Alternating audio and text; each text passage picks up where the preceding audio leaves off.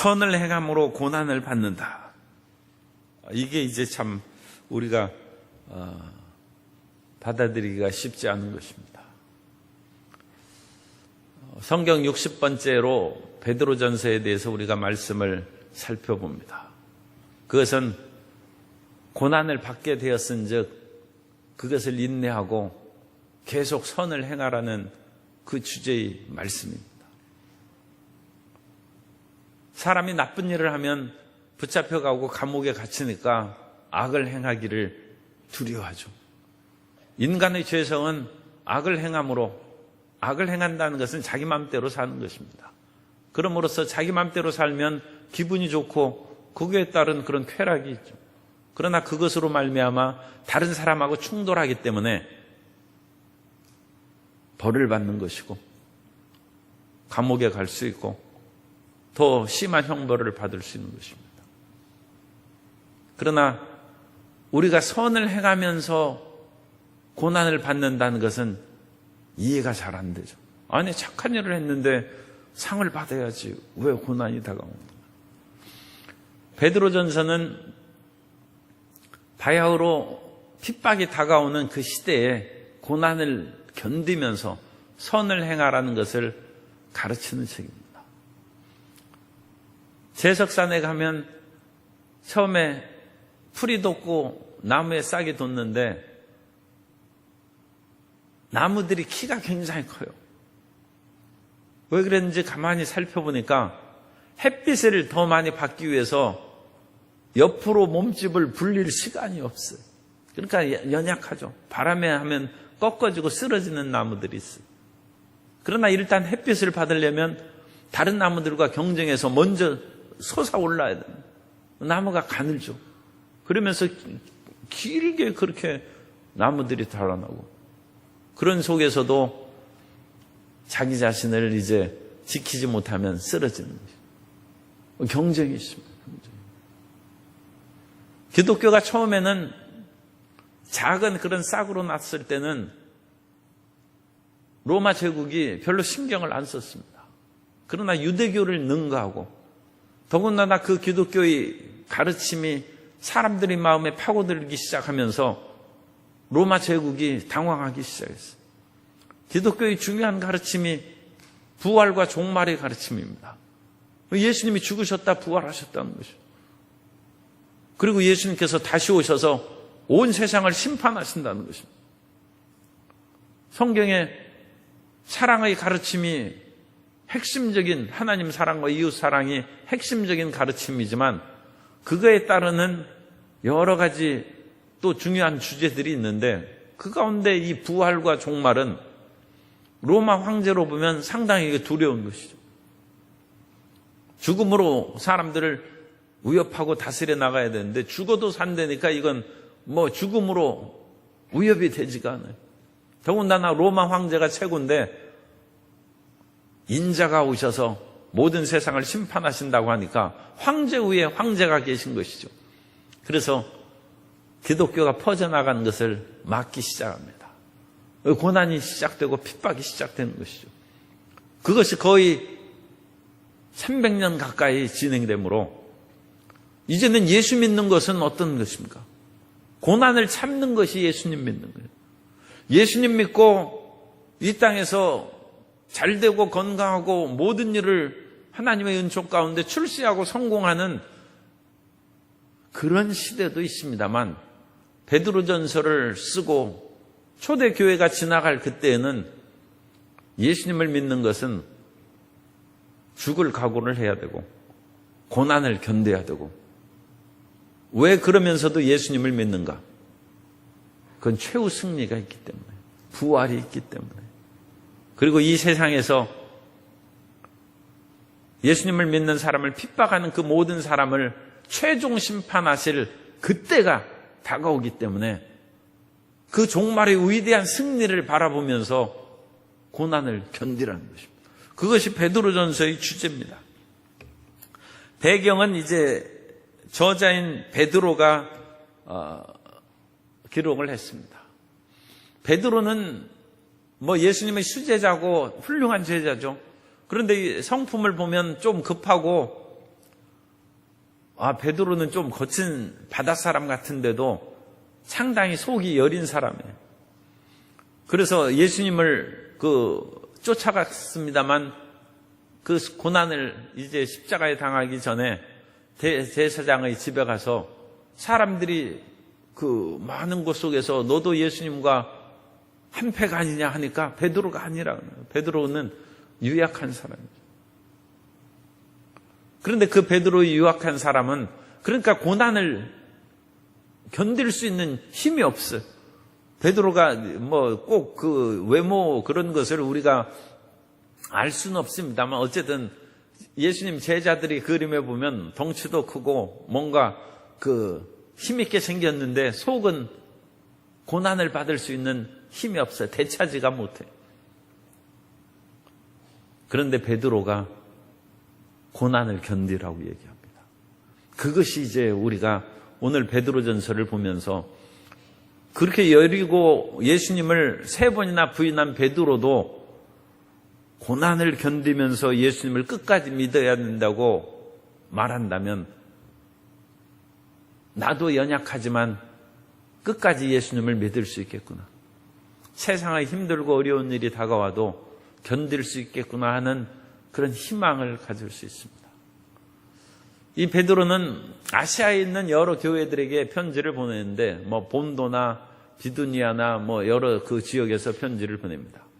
그래서 이 아시아라는 것은 지금의 터키 동해안 그 서쪽 해안에 있는 그런 소아시아 지역을 말합니다. 오늘날 소아시아 하면 터키 전체를 뜻하기도 합니다만 특히 그리스 그쪽에 있는 터키의 서쪽 해안에 있는 그런 여러 도시들입니다. 그런데 우리가 사도행전 16장에 보면 사도 바울이 아시아에서 복음을 전할 때 예수의 영이 허락하지 않는다고 했어요. 그러면 베드로가 사도 바울이 그 아시아 지역에서 그러니까 터키 서쪽 해안 지역의 여러 도시들의 복음을 증거하지 못하고 그 고통과 좌절의 그런 밤을 지냅니다. 그때 하나님께서 마케도니아인의 환상을 보여주셔서 거기에서 괴로워하지 말고 이리로 건너오라 해서 그리스로 건너감으로써 유럽의 복음을 전파하는 길이 열리는데 이런 지역에 그럼 누가 전하냐? 베드로가 직접 간접으로 전한 것 같습니다. 그리고 베드로가 베드로전서에서 보내는 서신들은 이 지역의 교회들에게 보내는. 그러니까 하나님께서는 우리가 어떤 일을 행할 때 일이 잘 안 되고 그러면 너무 걱정하지 마세요. 주인은 하나님이십니다. 하나님이 다른 사람 시키려고 그러는 거예요. 소는 소가 뜯어먹는 풀이 있고 염소는 염소가 뜯어먹는 풀이 있습니다. 염소는 풀이 길게 자란 것은 그런 것은 잘 못 뜯어먹을 것 같아요. 염소는 풀이 짧게 있는 것을 그렇게 해서 심지어 뿌리까지 뽑아서 먹는 그 강한 그렇게 힘이 있어요. 그런데 소는 그렇게 짧은 것은 못 먹습니다. 소는 풀이 좀 무성해야죠. 그럼으로써 짐승들도 하나님께서 주신 생명 양식인 풀을 먹을 때 종류마다 다른데 우리가 전도하고 이 세상을 살아갈 때도 긴 풀을 먹는 그런 그 일이 있고 짧은 풀을 대하는 일이 있고 그렇습니다. 그래서 베드로가 이 지역의 복음을 전파함으로써 베드로전서의 그런 편지를 통해서 우리는 그 전도의 성과를 거두고 상당한 영향력을 끼쳤다는 것을 확인할 수 있습니다. 그러니까 안 되면 이제 마케도니아로 건너가면 되는 것이죠. 그러면 어디에서 이제 기록하였는가?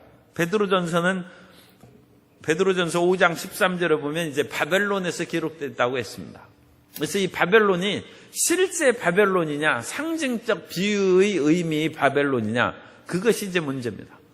그래서 어떤 사람은 실제 바벨론이라고 주장하는 그런 학자들일 수 있습니다만 대부분의 사람들은 로마를 그 비유로 한 바벨론이다.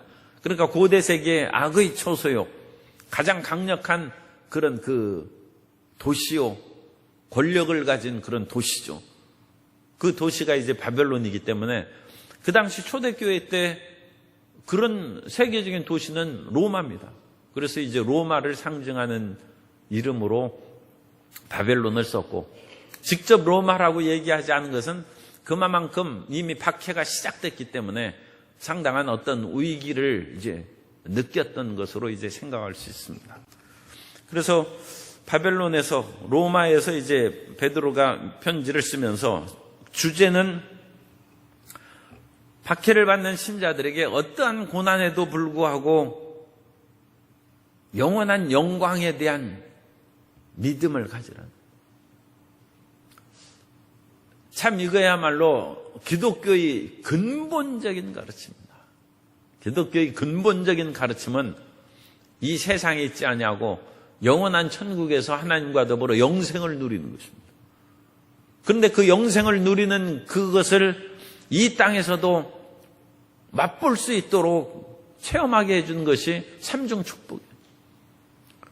그렇게 영광스러운 천국이 있다면 이 땅에서 그 맛보기라도 좀 주어서 시련 가운데 낙심하고 좌절하지 아니하고 좀 누리며 살게 해달라. 그래서 영혼이 잘된 같이 범사자들도 강건한 것입니다. 그런데 가끔 주객이 전도된 그런 그 생각을 하는 분들이 있어요. 예수님을 믿고 이 땅에서 천년 만년 살 것처럼 그야말로 건강과 평화를 누리는 것이 첫째 목적인 듯이 신앙생활을 하는 사람은 고난이 다가오면 쓰러지는 것이죠. 아니 예수님 믿는데 왜 아픕니까? 예수님 믿는데 왜 사업이 안 됩니까? 그러면 쓰러지는 것입니다. 그러나 이 세상의 그 어떤 것으로도 흔들릴 수 없는 천국을 소망함으로 믿음을 가진 사람은 세상의 일에 흔들리지 않습니다. 베드로가 복음을 지금 이 베드로전서를 쓰고 복음의 메시지를 증거한 때부터 거의 200여 년, 그러니까 처음부터 하면 300년 그 로마 시대의 박해인데 베드로전서의 그 후기를 하면 200 몇십 년. 사실은 313년 기독교가 공인되기 이전에도 기독교가 수면 위로 올라오기 시작해서 카타콤에서 나와서 시내에서 생활하기 시작했습니다. 그러니까 아직 공식적으로 인정이 안 됐지만 박해의 그런 콘스탄틴이 공인하기 전에도 그 박해의 물결이 상당히 사라져 버렸어요. 그러니까 한 그 200 몇십 년 동안을 그러나 여전히 고난을 당해야 돼요. 예수님을 믿는 것이 힘들고 어려운 상황에서도 왜 믿습니까? 영원한 천국의 소망. 이 세상에서 아무리 잘 살고 호의호식하고 부귀영화를 누린다 할지라도 사람이 살면 70이요 강건하면 80입니다. 100세까지 산다 할지라도 여진이 넘고 90이 넘으면 힘이 없어요. 좋은 음식을 갖다 줘도 그렇게 10대 20세에 갈비 뜯는 것처럼 90세 넘은 사람이 그걸 마음껏 그렇게 뜯고 들기가 쉽지 않죠. 물론 건강한 분들이 많이 계십니다. 그러나 쉽지 않고 젊을 때는 한밤중에도 라면을 끓여 먹고 그러는데 아무리 몸이 건강해도 나이가 들으면 그렇게 하면 부작용이 생기죠. 결국은 인생은 지나가는 것입니다.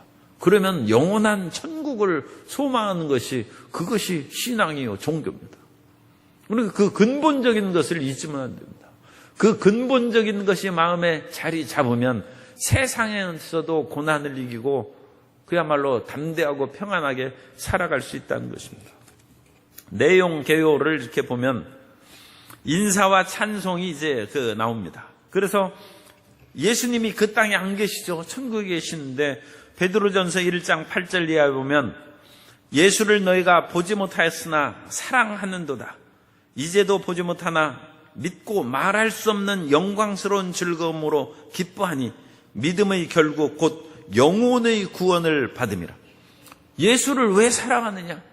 이 핍박시대 고난시대에도 영혼의 구원을 받음으로 눈으로 보고 손으로 만질 수 없는 예수를 사랑하면서 이 소아시아에 있는 그런 성도들이 핍박을 견디면서 행복하고 즐겁게 살아간다는 것입니다. 그러면 행복하고 즐겁게 살아가면서 이 땅에서는 어떤 일을 행하는가? 거룩한 삶으로 권면하는 것이죠. 베드로전서 1장 18절 이하에 보면 너희가 알거니와 너희 조상이 물려준 헛된 행실에서 대속함을 받은 것은 은이나 금같이 없어질 것으로 된 것이 아니요 오직 흠없고 점없는 어린 양 같은 그리스도의 보배로운 피로 된 것이니라. 그 당시에도 은과 금을 주면 로마의 그런 노예 상태에서 속전으로 내서 해방할 수도 있고, 또 여러 가지 사람이 힘들고 어려운 속에서도 금은 보화가 많이 있으면 자유함을 얻을 수 있죠. 그러나 이 세상의 금은 보화로 너희가 대속함을 받은 것이 아니라 어린 양의 보배로운 피로 된 것이다. 그러므로 너희는 금과 은같이 없어질 그런 것으로 신분을 되찾은 것이 아니라 예수님의 보혈로 택하신 족속이요, 왕같은 제사장이요, 거룩한 나라요, 그의 소유된 백성으로서 새로운 신분을 가지고 살아간 즉, 그 위대한 자기 자신의 정체성을 깨달아서 세상의 일을 지나가는 것처럼 담대하게 지나가고 승리하라고 베드로가 가르치는 것입니다. 베드로의 그 옛날에 두려워서 예수님을 부인한 것을 생각하면 베드로가 얼마나 담대히 말한다는 것을 우리가 좀 기억해 줘야 됩니다. 베드로처럼 그렇게 해서 그 예수님을 저주하며 맹세까지 모른다고 한 사람이 이제 이와 같이 강력하게 주장하는 것은 오직 베드로가 성령의 충만을 받고 영원한 천국에 대한 그런 확신과 믿음이 견고하기 때문에 지금 세상의 핍박이나 어려움으로 흔들거리는 사람에게 그렇게 연약해지고 낙심하고 죄악에 빠지지 말라고 권면하고 있는 것입니다. 사회생활에 대한 권면이 이제 2장, 3장에 나와 있는데, 세상에 대해서는 우리가 세상이 핍박을 받고 박해받으면 우리가 마음도 불편하고 그러니까 세상에 대해서도 공격적이고 비판적이고 파괴적으로 살아갈 수 있는데 그렇게 하지 말라는 것입니다. 이 세상에 대해서 우리는 하나님의 사랑을 받은 하나님의 자녀로서 빛과 소금으로 살아가야죠. 세상 사람들은 세상의 어려움으로 인해서 포악해지고 난폭해지고 고통 가운데 지내지만 우리는 하나님의 자녀니까 세상을 맑고 밝고 긍정적으로 만드는 그런 자녀로 살아가라는 것입니다. 국가에 대해서도 착한 시민이 되어서 사회제도와 권위에 복종하라고 말씀합니다. 베드로전서 2장 13절 이하에 보면 인간의 모든 제도를 주를 위하여 순종하되 혹은 위에 있는 왕이나 혹은 그가 악행하는 자를 징벌하고 선행하는 자를 포상하기 위하여 보낸 총독에게 하라. 그래서 왕이나 총독에게 순종하고 복종하라. 아무 제도, 이 세상의 제도나 법이 완벽한 것은 옛날부터 없습니다. 그야말로 고대의 함무라비 법전에서부터 로마 법에 이르기까지 고대의 법들이 그렇게 공평하지 않아요. 함무라비 법전에서도 일반 사람이 다른 사람을 상하게 한 거하고 귀족이 다른 사람을 상하게 한 거하고 처벌이 틀립니다. 사람 위에 사람이 있습니다. 그게 함무라비 법전이에요. 로마법에서도 빌라도가 얘기하지 않습니까? 난 예수님에게 죄를 찾지 못하였다. 그런데 죄를 찾지 못했는데 빌라도가 왜 예수님을 사형언도를 내립니까? 그게 법입니다. 오늘날에도 많이 고쳐지고 개선됐습니다만 완벽하지 못하죠. 그러나 없는 것보다 낫다. 없는 무인지경이 되면 지난번 광주에서 폭행으로 인해서 그것이 아주 떠들썩하게 집단 폭행으로 경찰이 적절하게 대응을 했느냐. 그렇다고 경찰이 폭행범을 그 험한 사람들을 어떻게 제재하겠어요. 그러니까 결국 총으로 쏴야 되는데 그러다 보면 경찰이 조금만 폭행하면 다 총으로 쏘면 이제 시민이 또 아주 어려워지죠. 그러니까 그냥 놔두니까 지금 또 경상도에서 집단 폭행이 일어났다고 또 시끄러워요. 그러나 없는 것보다 낫다, 제도가. 그래서 제도에 순종하여서 착한 시민이 되라는 것이고, 사회생활이나 가정생활에서도 우리가 그야말로 착한 하나님의 자녀로서 그같이 생활하되, 특별히 남편이 아무래도 이 체력적으로 힘이 세니까 베드로전서 3장 7절에 보면 남편들아 이와 같이 지식을 따라 너희 아내와 동거하고 그를 더 연약한 그릇이요 또 생명의 은혜를 함께 이어받을 자로 알아. 귀히 여기라. 이는 너희 기도가 막히지 아니하게 하려 함이라. 말라기서 보면 그 사람들이 열심히 성전에 나와서 눈물과 탄식으로 기도하는데 하나님이 들으시지 않는다고 했어요. 왜냐하면 그 남편이 아내를 괴롭게 했기 때문에. 그래 하나님이 안 들으신다. 그래서 아내를 괴롭게 하면 기도 응답이 안 됩니다. 반대도 물론 그렇습니다. 남편을 괴롭게 하고 아내가 혼자 나와서 기도해야 하나님이 잘 안 들으셔요. 남편 좀 따뜻하게 해주라는 것입니다. 아내를 따뜻하게 해주라는 것입니다. 그래서 가정생활에 있어서도 서로를 귀히 여기고 사랑할 때 하나님께서 돌봐 주심으로 이 사회나 세상이나 가정 모든 데 있어서 선한 하나님의 자녀로, 착한 하나님의 자녀로 살아가라고 말씀합니다. 고난을 극복하는 마음 자세로 이제 3장, 5장에 그렇게 나와 있는데, 의를 행하면서 고난을 받으면 복이 있다. 잘못하면 고난 받죠. 당연한 것입니다. 그러나 우리가 의를 행하면서 고난을 받는다. 이게 참 어려운 것이지만 하나님이 다스린다는 것을 굳게 믿으라는 것입니다. 의를 행하면서 고난을 당한 그 예가 욥기입니다. 죄를 지어야 고난받는 것이 전통적인 고난관이고 의롭게 사는데도 고난을 받는다는 것이 욥에서 나타난 새로운 고난관입니다. 그런데 예수님을 믿고 핍박을 받는 것은 의로운 사람이 고난받는 그와 같은 것을 보여주는 것입니다. 예수님 믿으라고 전도했는데 칭찬은 못 받을 망정 왜 고난을 받는가? 그게 아름답다는 것입니다. 그래서 예수님을 잘 믿는 사람들이 수백 년 동안 고난받고 카타콤에서 하나님을 눈물로 앙망하고 기도한 그 시절의 성도들을 기억하여서 오늘날 우리에게 다가오는 그런 고난은 가벼운 것이죠.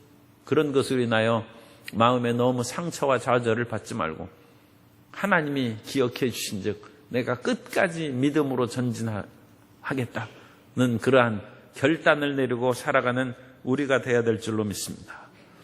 또한 종말의 태도, 그래서 종말이 가까운 이제 세상의 시련이 다가와도 결코 흔들리지 말고 하나님께서 이 모든 것을 바르게 할 것을 기다리고, 사역자도 주의 종들도 남을 너무 강압적이고 얘기하지 말고 베드로전서 5장 3절에 보면 맡은 자들에게 주장하는 자세를 하지 말고, 주장한다는 것은 억압하고 자기 견해를 심어 이끌어가는 것이죠.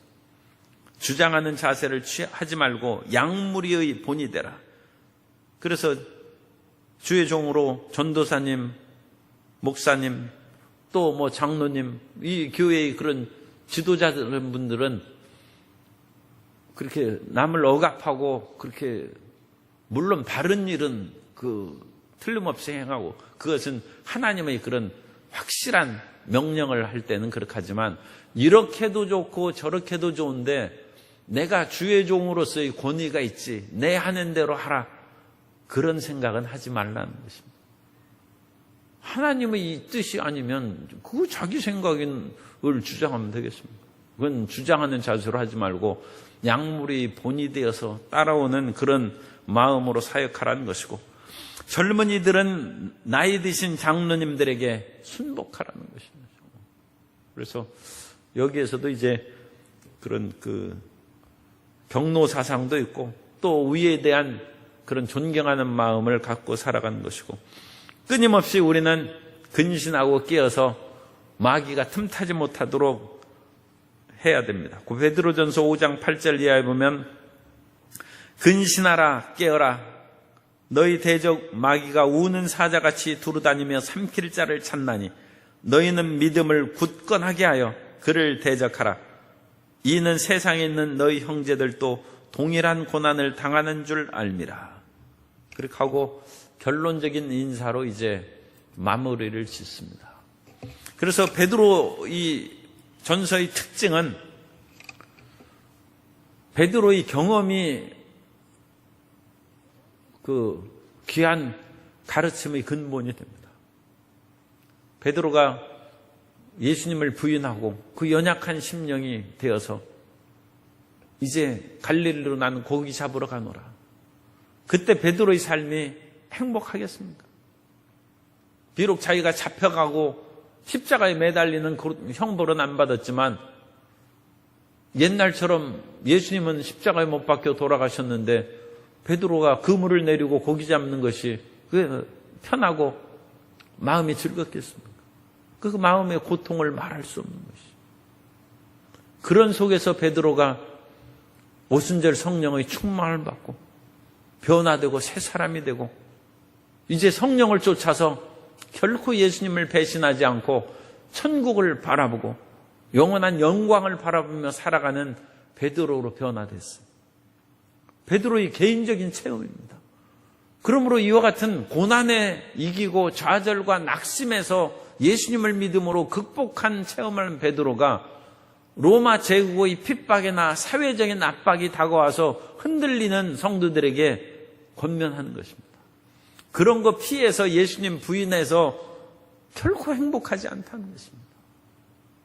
그리고 그것은 잠시 잠깐 있는 그런 평안함에 불과한 것인즉 영원한 평안함을 얻기 위해서는 죽든 살든 천국을 바라보고 예수님 믿고 성령 충만하게 살아야 된다는 것입니다.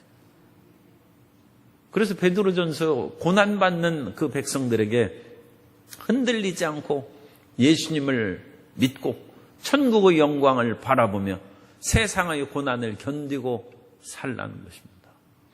오늘 우리는 그와 같은 큰 고난이나 사회적인 핍박은 없습니다. 그러나 끊임없이 개인적인 고난은 있어요.